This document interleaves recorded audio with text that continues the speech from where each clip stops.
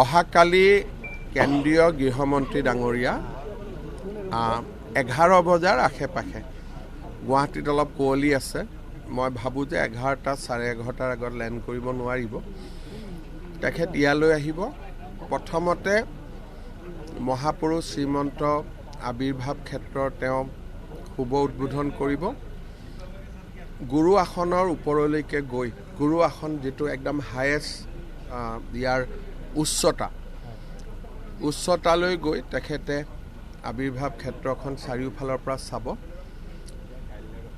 তাৰপিছত তেখেতে নাটঘৰলৈ যাব, য'ত নেকি আমাৰ আইসকলে দিহানাম প্ৰদৰ্শন কৰি গৃহমন্ত্ৰী ডাঙৰীয়াক দেখুৱাব।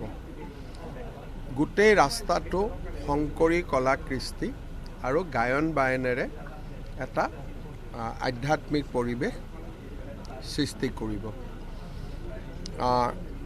প্ৰকল্পটো কালি উদ্বোধন হ'ব, কিন্তু জনতাৰ বাবে খুলি দিবৰ কাৰণে আমি কিছু আৰু সময় ল'ম, প্ৰায় এমাহ সময় ল'ম। আমি টাৰ্গেট কৰিছোঁ যে আমি 1 ফেব্ৰুৱাৰীৰ ভিতৰত আমি জনতাই আহিব পৰাকৈ খুলি দিম। শেষ মুহূৰ্তৰ কিছুমান কাম থাকিব, আৰু কালি যিহেতু ইমান মানুহ সোমাব, অলপ চলপ গছ গছনিৰ ক্ষতিও হ'ব। এই গোটেইখিনি ঠিক ঠাক কৰি আমি 30 দিনৰ ভিতৰত ৰাইজৰ বাবে মুকলি কৰিম।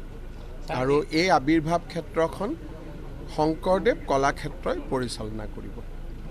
আমি পৰিচালনাৰ দায়িত্ব শ্ৰীমন্ত শংকৰদেৱ কলাক্ষেত্ৰ সমিতিক দিম। ছাৰ, এইসমূহ ঠাই আগতে বিদেশলৈ ক'বলৈ আছিল, আপোনালোকে মুকলি কৰি ইয়াত এখন বিশ্বমানৰ ক্ষেত্ৰ বনালে, আৰু ছাৰ বটদ্ৰৱাত আপোনালোকে উচ্ছেদ কৰিছে, তাতো কিবা কিবি ছাৰ তেনেকুৱা য'ত যেনেকুৱা ধৰণে ধৰক এখন চৰকাৰৰ পুঁজি কিমান কৰিব পাৰি, এই গোটেইখিনি নিৰ্ভৰ কৰি আঁচনি হৈ থাকে। গতিকে আজি বটদ্ৰৱা থানৰ ভিতৰতো আমি কেইবা কোটি টকাৰ কাম কৰিছোঁ।